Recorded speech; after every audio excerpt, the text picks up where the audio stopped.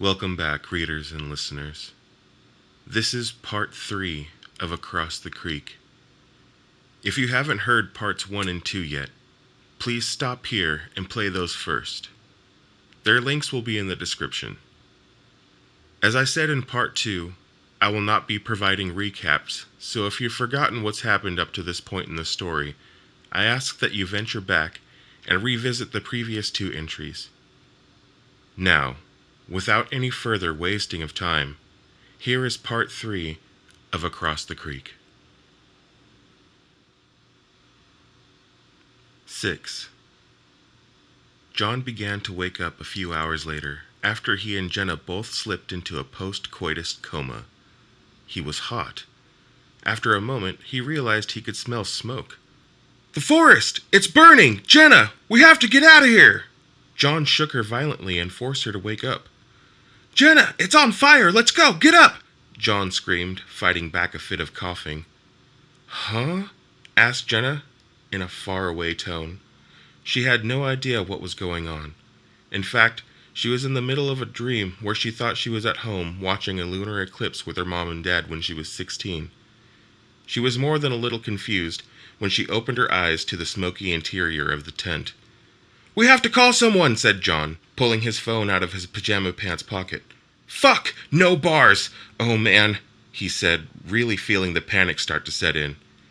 He stuffed the phone back into his pocket and pulled Jenna off the air mattress.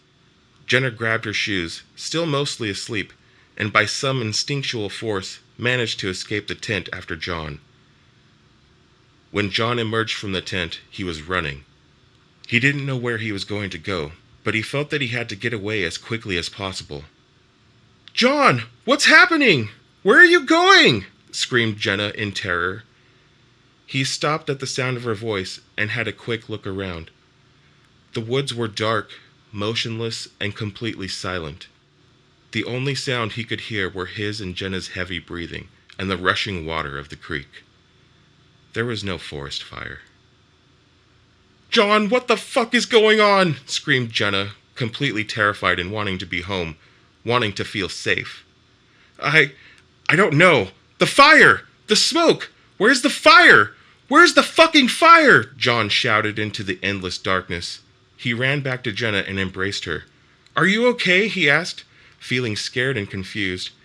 "Yeah, I'm all right. Are you okay?" she automatically responded.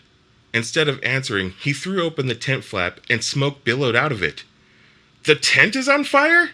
Jenna asked, not completely sure how that could be possible. He rushed into the tent and had a quick look around. On the opposite side of the tent was their portable charcoal grill with a full burning load of briquettes inside. "We have to go, right now. Let's go. Go to the car!" said John, not wanting to stay in the woods 1 second longer. "What? What's wrong? What happened?" asked Jenna. She was beyond terrified now. She felt like she was going to pee her pants. John came out of the tent carrying the burning grill, and when Jenna saw it, she screamed into the night. He threw the burning grill into the creek, and just as he was about to turn back to Jenna, he felt a vibration by his leg. His phone. He was receiving a call. A call out here in the woods where they had no cellular service. When he pulled the phone out of his pocket, he saw that instead of saying incoming call, the screen said incoming transmission. Had he seen his phone display that message before? He didn't think so. He didn't want to answer it. He decided that he would just let it go to voicemail and ignore it. The phone kept vibrating. He had an internal debate for a moment, decided, and then slowly slid the green phone icon to the right to accept the call. Before he could lift the phone to his ear, it activated the speakerphone on its own and emitted the sound of a million fax machines all dialing at once.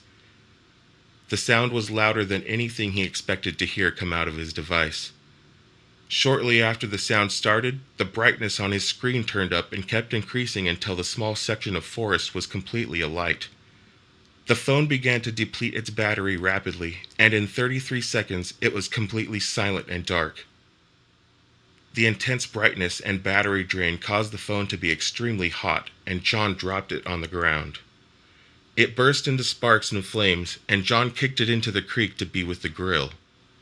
What the fuck was that? My fucking phone! He screamed into the night. He remembered his headlamp and put it on his head. He looked around frantically, trying to locate Jenna. She was still standing where she was when he had come out of the tent with the grill. Her face was frozen. She couldn't talk. He grabbed her by the shoulders and shook her. Jenna! Jenna, talk to me, Jenna! She blinked her eyes rapidly and began to speak in a slow, monotone drone. Good morning, folks. It's 3:33 a.m. This one goes out to all of you working the graveyard shift.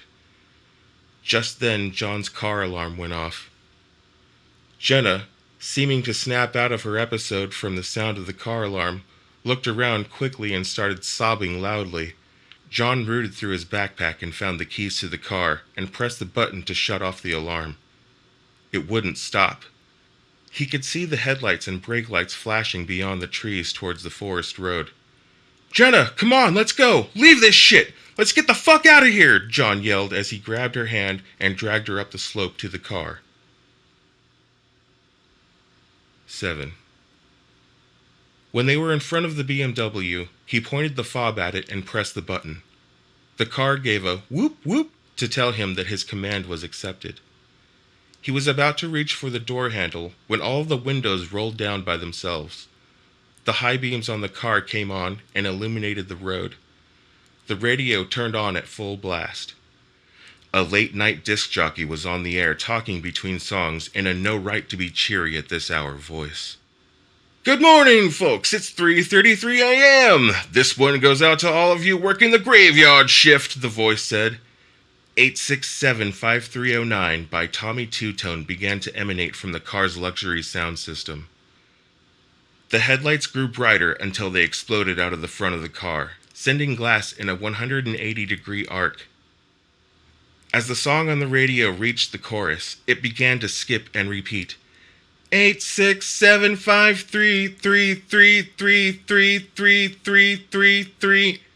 The song grew louder until the speakers distorted and all that could be heard was a loud buzz. John and Jenna covered their ears. John looked at Jenna and saw that she was screaming and tears were streaming down her face. After 2 excruciating minutes of ear-splitting noise, the woods fell silent again as the battery in the car died. They both started to feel sick to their stomachs. There was a low hum coming from under their feet. The ground began to vibrate. Earthquake! John, it's an earthquake! Jenna said as she looked around in the darkness. The vibration and hum intensified, and they could hear the trees creak and rustle with the force of it. A bright light filled the sky as a beam shot up from deep in the woods across the creek. A sound like some kind of giant nuclear reactor starting up penetrated their skulls in slow revolutions at first to a fast cycling. The beam of light widened and they could see it cutting through the trees, throwing shafts of light through the residual smoke. The beam turned into a vast ball of light that rose up out of the trees and floated slowly towards John and Jenna. As it got closer, the nuclear reactor sound grew louder, and they could feel the vibration in their lungs and a tingling in their legs. Neither of them could move. John tried to lift his leg to take a step, but the signal path from his brain to the rest of his body seemed to have been severed. John, whatever happens to us, I want you to know that I love you, okay? I love you, Jenna cried. I love you, Jenna, John said, also crying. The ball of light was right over them when the forest floor began to fall away from their feet. They rose into the air towards the light, and they found that they could finally move. They reached for each other's hands and held on tight. I don't know where we're going, but wherever it is, I'm glad I'll be by your side, Jenna said to John as she caressed his hand with her thumb. John found that he no longer felt afraid. Jenna felt much the same. They ascended into the heavens and disappeared into the light.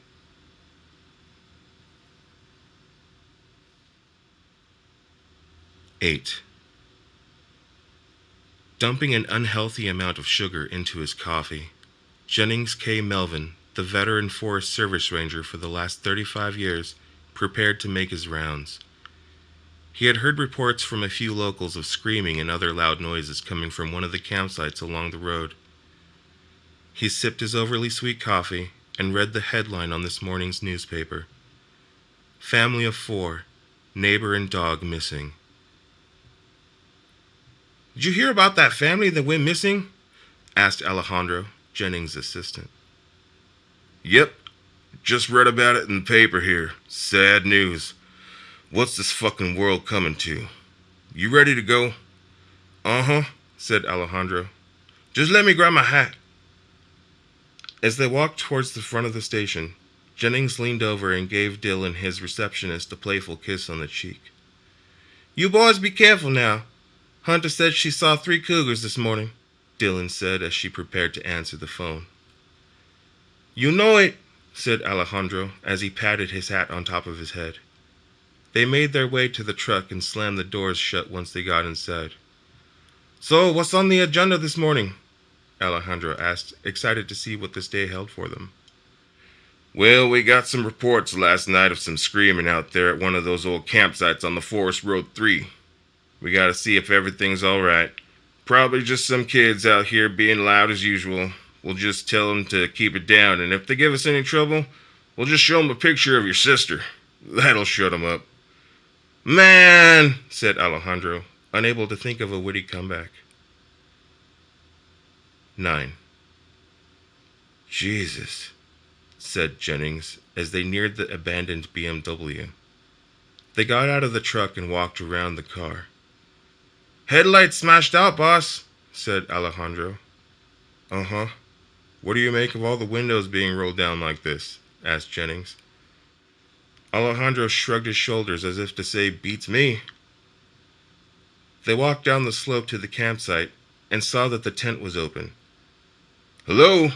Anybody out here?" Jennings asked into the woods. Alejandro joined in. "Hey! Your car got all smashed up!" he shouted, hoping that the news of the car would lure the owners back to the camp. They called out for a good 10 minutes and stopped only when their voices started to strain. Alejandro began looking around to see if he could spot movement, but the only thing moving was the creek. With his attention focused on the water, he spotted something odd. "Boss, take a look at this," Alejandro said as he looked into the creek. He pointed out the portable charcoal grill and the spent cell phone. "Something weird happened here last night," he said. "You said it, partner. This place is giving me the creeps." Alejandro only nodded at this in agreement. "Let's see if we can find out who these people are," Jennings said. They started going through their belongings and found John's wallet in his jeans back pocket. "John Robertson," Jennings said, reading the name off the driver's license. "You know him? He's about your age." "No, never heard of him," Alejandro said. "Let's see what's in this purse," Jennings said as he fingered through the handbag. Jenna Robertson," he said, pointing at the ID. "Looks like we got a husband and wife here." He searched a little longer in the purse until he pulled out a white postcard-sized envelope. On the front, written in a feminine script, was, "Congratulations, Daddy." Jennings grumbled. "Husband, wife, and baby makes 3, he said as he pulled the ultrasound photo out of the envelope. "Looks like she was planning on telling him here on this camping trip," he said, admiring the sentiment. "You know, you always fear the day you come across a campsite where all the people were eaten by bears in the night. But I don't think that happened here. No, not at all. I think this could be worse than that." Alejandro nodded and took off his hat. He brought it down to his chest and just held it there. "Maybe it was those cougars Dylan was telling us about," Alejandro said. "Could be," Jennings said. "But I doubt it," he finished. Again, Alejandro only nodded in agreement. A moment passed before any of them spoke again. "Well, we better go make the report," Jennings said. See if we can get a search and rescue team out here. He paused for a moment as he looked around the scattered campsite. God damn, he said, shaking his head. His voice had a tremble in it that Alejandro didn't like one bit. It made him feel scared for some reason, and he could feel his balls shrink up inside of him. Thank you for joining me for part 3 of Across the Creek. I hope you like what's happened so far. I really enjoyed writing this part. So I don't want to give you too much of a commentary. I just wanted to say thank you for sticking around this long if you've continued with the story. And if you want to hear more, I guess stay tuned for number 4, which is going to be coming soon. I will admit that I will probably be taking a short break after making this one, just so I can catch up with a little bit of the writing to deliver part 4 as I think it should be. So if you've been with me this far and want to continue on, I say thank you from the bottom of my heart. This has been a really nice story of mine that I really enjoyed writing, and I still enjoy it to this day. So I hope you guys are enjoying it as well. So yeah, thanks. If you like what I'm doing, please stop by my Patreon page. Link will be in the description. And consider supporting me. I really appreciate it. And if you like this video, please like or subscribe if you want. If you want to, see what happens in the future, give me a subscribe, and you'll be on the list. So I guess I'll see you guys later. Bye. That was my couch, not a fart.